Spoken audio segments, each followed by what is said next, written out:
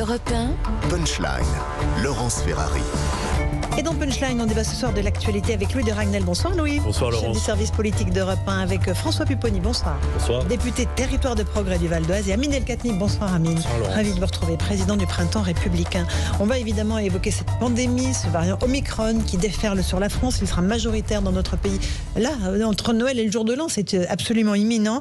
On va écouter Gabriel Attal. Il tente de rassurer les Français parce qu'il y a eu un petit vent de panique hier avec les Français qui étaient tétanisés à l'idée qu'on puisse confiner à nouveau. Écoutez ce qu'il dit. A priori, il n'y aura pas de nouvelles mesures de freinage supplémentaires. Si nous considérions que des mesures de freinage supplémentaires étaient nécessaires, nous les aurions déjà annoncées aux Français.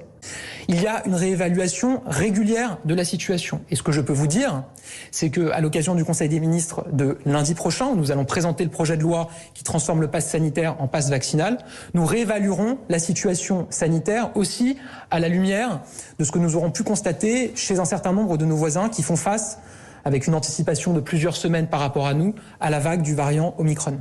Qu'est-ce qu'il faut comprendre, Louis de Ragnel, dans les éléments de langage utilisés par le porte-parole? Je crois que c'est assez, pour le coup, c'est assez simple. Ce qu'il faut comprendre, c'est qu'on pourra fêter Noël. En fait, on parle de Noël, c'est après-demain. C'est après-demain, oui. Dans 2 jours, en tout cas, on pourra fêter Noël en famille et sans contrainte. Et pour l'après-Noël, eh bien, là, pour le coup, tout est possible. Et donc, des mesures de freinage, comme on dit, comme le couvre-feu, clairement, ne sont plus du tout exclues, sont même clairement envisagées. Oui. Donc voilà. Profitons de Noël et puis pour la suite, on verra bien. Vivre l'instant présent. Couvre-feu, alors uniquement pour le 31. Alors je me tourne vers vous, François Pupponi, qui est député. Non, l'idée c'est de l'installer. Le couvre-feu, c'est de l'installer dans la durée, évidemment, sur un mois. On verra bien, mais je pense que le 31, ça sera déjà de fait. On limitera les interactions. Après, est-ce qu'on continue? Est-ce qu'il faut reporter la rentrée, la sortie scolaire? Est-ce qu'il faut confiner dès début janvier? On verra. Confiner? Vous avez dit le mot maudit, là. Oui, mais on verra bien comment. Est-ce que c'est un couvre-feu? Est-ce que c'est un confinement? On parle de 100 000 cas quotidiens. Minimum 100 000 cas quotidiens. Bon. Ce qu'a l'Angleterre aujourd'hui. Ils sont tous en train de fermer partout. Voilà. Bon, donc est-ce que la France il le fera ou pas? Il y a un vrai débat en interne au gouvernement sur le confinement. Il y a même Elisabeth Borne que nous recevions ce matin sur Europe 1 qui nous disait mais même pas en rêve, pas question de confiner. Bruno Le Maire, nous recevions ce matin sur CNews, pareil. Et alors donc ça c'est intéressant parce que ce sont plutôt des ministres sociaux et économiques. Et puis vous avez d'autres, le pôle santé par exemple du gouvernement qui vous dit clairement qui regarde en fait chacun voit aussi en fonction de ses critères. Et à la santé, c'est par rapport aux projections mathématiques. Et donc, mais ce que je trouve moi désespérant, c'est-à-dire que il y a certes les projections mathématiques, mais de l'autre côté, il y a la vraie vie. Et le politique doit toujours trouver un équilibre entre les inquiétudes et la vraie vie. Moi, je sais qu'en tant que député, on en parlait avec des collègues, puisque là, c'est lundi Conseil des ministres, le 29 Commission des lois. Vous n'aurez pas de trêve des confiseurs. Il n'y a pas de trêve des confiseurs. Et le 3, on vote. Bon, nous, on poussera, on sera quelque chose à pousser pour que au moins le gouvernement puisse, s'il le souhaite, mettre en œuvre l'obligation vaccinale. Parce que s'il ne le met pas dans ce projet de loi... On l'a reçu là, le projet de loi. Oui, je vous informe que l'obligation vaccinale n'est pas... Non, mais si on ne le met pas à la fin du processus parlementaire... Si on ne le met pas à la fin du processus parlementaire avec des amendements qui peuvent venir d'ailleurs des députés ou des sénateurs, et qu'on est obligé de le faire 15 jours, 3 semaines, un mois après, il faudra de nouveau qu'on convoque le Parlement. Bon.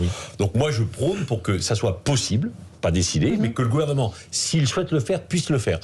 Au moins, on aura toutes les armes à notre disposition, et puis après, il suffira de mettre en œuvre. Parce que si à chaque fois, on perd 10-15 jours, parce qu'il faut convoquer le Parlement, ce qui est normal et légal, ça pose des difficultés quand on doit réagir très vite. Et Amine El-Khatmi, on voit que ça s'accélère autour de nous. La Belgique ferme toutes ses salles de spectacle à partir de dimanche.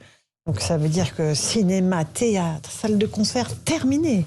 Et l'expérience aidant, on sait que des décisions prises 1 mois, 2 mois avant nous dans certains pays finissent souvent par arriver chez nous. Oui, je vous rejoins sur le fait qu'on a le sentiment que le gouvernement veut à tout prix sauver Noël et permettre à papy, mamie et aux petits-enfants de se retrouver sans Quoique, mais... Il y a des jeunes qui sont enfermés chez eux parce qu'ils sont positifs. Absolument, tous ceux qui sont positifs. Mais surtout, le sentiment qui prédomine, c'est... Mais en fait, ça va jamais s'arrêter, cette histoire. C'est vraiment le sentiment... Dans les discussions qu'on a les uns avec les autres, avec nos entourages, nos amis, nos collègues de travail, etc., on sent poindre une espèce de fatalisme teinté de tristesse, de se dire... Et si on en avait pour encore 2 ans, 4 ans, 5 ans. Merci Amine. Non, Amine l'optimiste. Non, mais c'est pas l'optimisme. Moi, j'entends ce qui se dit. Je vois ce qui se passe dans un certain nombre de pays comme Israël, où on parle déjà de quatrième. Ils la mettent en œuvre. Quatrième dose, enfin de quatrième rappel. Je vois des médecins. Alors, je sais que les médecins sont pas tous d'accord entre eux, mais des médecins qui disent bah oui, ça va durer encore quelques années parce que tant qu'on n'aura pas. C'est le sens du message de l'OMS. D'ailleurs, aujourd'hui, le directeur général de l'OMS qui dit mais vous pourrez vacciner les Occidentaux, leur faire autant de rappels que vous voudrez. Si vous laissez les Africains livrés à eux-mêmes, en Afrique, il y a 4% de schéma vaccinal complet. Donc si nous on se vaccine et que avec moins d'impact. À ce stade, avec moins d'impact à ce stade mais Omicron, du virus.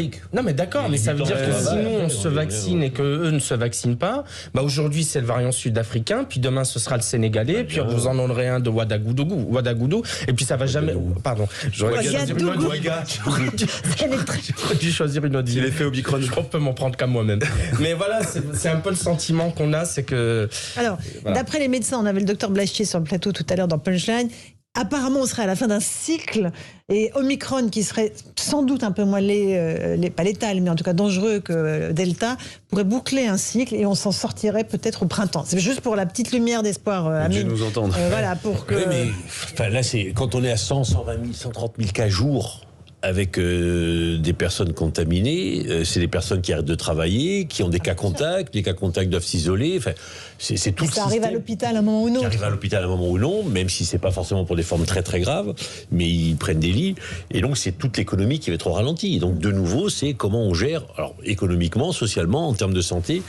Et puis politiquement, parce qu'il y a aussi un aspect politique dans un contexte particulier, même si le président de la République l'a dit avec le ministre en charge de la communication du gouvernement, le porte-parole, de dire pour l'instant on ne touche pas aux échéances électorales, même si c'est accessoire pour les Français, mais c'est annoncé. On va en parler dans un instant. On va parler d'économie aussi. On entendra Bruno Le Maire dire que pour l'instant, la France a un niveau de croissance extrêmement important, supérieur à ses voisins européens, malgré le regain de la crise. A tout de suite dans Punchline. Punchline sur Europe 1, Laurence Ferrari. Et dans Punchline, on est avec Louis de Ragnel, Amine El-Khatmi, président du Printemps républicain, et François Pupponi, député territoire de progrès du Val d'Oise. Est-ce que ce regain de pandémie peut mettre à mal la croissance française qui est repartie, l'économie française? J'ai posé la question ce matin à Bruno Le Maire. Écoutez sa réponse. Qui aujourd'hui a retrouvé son niveau d'activité économique d'avant-crise? Pas le Royaume-Uni, pas l'Italie, pas l'Espagne, pas l'Allemagne. La France l'a retrouvé, grâce au quoi qu'il en coûte, à la protection de l'activité économique et la relance. Mais maintenant, nous sommes passés à une réponse qui est ciblée. C'est dur pour tout le monde. C'est une période qui est dure pour tout le monde.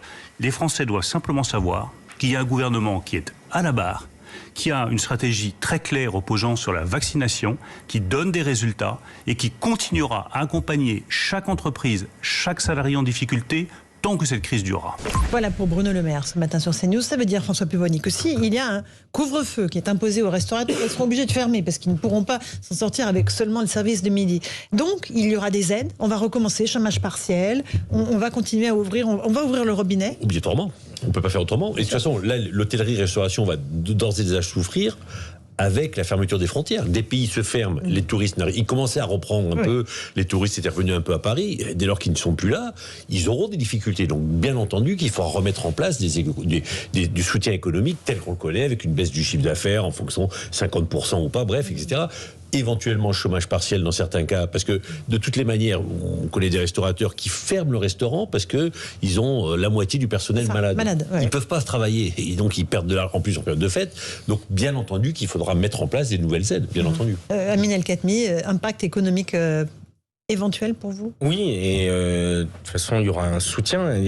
Soutien de toute façon, il s'imposait en temps normal. Vous doutez bien qu'en période électorale, il sera encore plus évident. Enfin, on voit mal le gouvernement, après tout ce qui a été fait, après tout l'argent qui a été mis sur la table, commencer à chipoter au mois de janvier ou de février 2022 en pleine campagne en disant non, vous n'aurez pas droit à des aides. Ça paraît évident. D'autant plus si effectivement dans un secteur comme la restauration, vous dites dans le cadre d'un couvre-feu, il n'y a plus de service le soir, ça veut dire que les entreprises, enfin les restaurateurs préfèrent fermer. Les hôtels qui recevaient des touristes étrangers, pareil. Bon, si vous imposez aux gens de ne pas travailler, il faut les payer pour rester chez eux. Louis de Ragnel, c'est le retour du quoi qu'il en coûte. Manifestement oui. Enfin, je sais pas trop quoi on pense. Enfin, je suis d'accord avec ce que vous dites. On n'aura pas trop le choix. Je pense que il y a quand même une question qu'il faut se poser, qu'il faut anticiper dès maintenant. Ça va être les conséquences après du deuxième quoi qu'il en coûte. C'est-à-dire sur l'inflation, on voit bien. D'ailleurs, on paye là aujourd'hui les conséquences du quoi qu'il en coûte avec l'augmentation de l'inflation. Donc tout ça n'est pas sans. On a l'impression, si vous voulez, quand on parle comme ça. Et moi, le premier, hein, quand je m'écoute parler, c'est pas bien de dire ça comme ça, mais j'ai l'impression de parler de milliards, de jouer. C'est pas très bon de beaucoup s'écouter parler. Non, oui. c'est pas bien. Merci Laurence de me vous rappeler à l'ordre. Mais on parle de centaines de milliards. Ah oui, ça n'a plus aucun sens. Non mais c'est quand même quelque chose d'assez dingue. Moi, je me souviens par exemple de ministres juste avant la crise sanitaire qui m'expliquaient qu'ils se battaient pour des arbitrages pour 2 millions d'euros à Matignon. Aujourd'hui, si en dessous de 50, vous n'existez pas. Enfin, on a complètement changé d'échelle. Et je trouve que il va falloir à un moment donné retrouver un peu la raison aussi des chiffres et des proportions. Il faut quand même mesurer à chaque fois ce que ça représente parce que cet argent n'est pas gratuit. Cet argent, il faudra le rembourser. C'est à la fois un principe économique. Je sais qu'il est contesté, mais moi, en tout cas, j'en suis convaincu. Et c'est aussi un principe moral. Parce qu'après, si vous voulez, je juge absolument pas les bénéficiaires du quoi qu'il en coûte, bien au contraire. Mais je trouve qu'il faut quand même réfléchir à ce que ça veut dire. Il faut pas que dans l'esprit des gens commence à arriver l'idée que c'est l'argent facile, que de toute façon, quoi qu'il arrive, l'État sera toujours derrière toute la société. Parce qu'il y a bien un moment où il y aura une fin. Soit parce qu'on n'aura plus les capacités, soit parce que, et c'est ce que je souhaite de tout mon cœur, que le Covid s'arrête définitivement. François Pupponi, vous êtes sceptique. C'est pas la saison, hein, puisque parce que le quoi qu'il en coûte, il a quand même continué, y compris après la crise sanitaire. Les choses s'étaient un peu calmées parce que le gouvernement a continué à distribuer pour les jeunes, pour les enseignants, pour les policiers, bref. Là, on a vu qu'aujourd'hui, les restaurateurs passaient un accord avec les syndicats où ils augmentaient de 10 à 15% les salaires. Parce qu'à un moment, ils n'arrivaient plus à recruter. Donc, les salariés, les Français disent, le quoi qu'il en coûte, on y a été, on a sorti de l'argent facilement parce qu'ils ont le sentiment que, en fait, ça sort d'on ne sait plus d'où. Et donc, pourquoi pas nous? Donc, les revendications sociales vont arriver. En particulier en période électorale, parce que là c'était la période où on pouvait distribuer. Mais l'atterrissage va être très compliqué, parce que cet argent est artificiel et réel en même temps, et il y a bien un jour où ça va s'arrêter. Mais et puis on va vivre. Quinquennat va être terrible.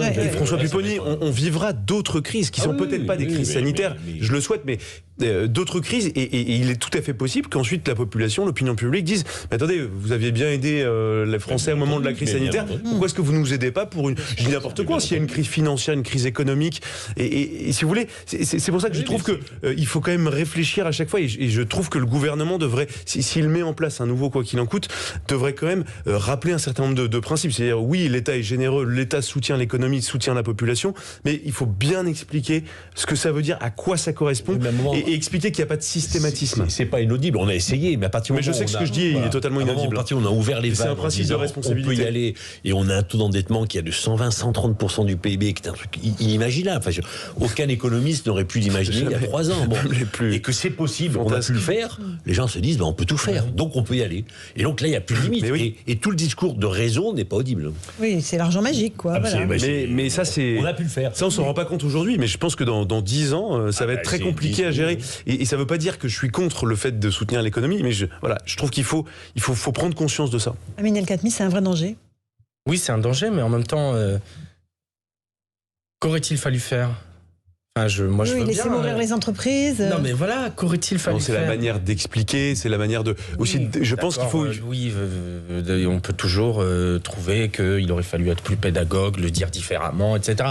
Mais qu'aurait-il fallu faire d'autre, si ce n'est de dire aux gens, on vous paye, vous êtes chez vous et on vous aide parce que vous êtes musicien et que vous avez plus de public, parce que vous êtes cuisinier et que vous avez plus de restaurants et de clients, et parce que vous êtes, je sais pas quoi, que vous travaillez dans un musée, que vous avez plus de visiteurs.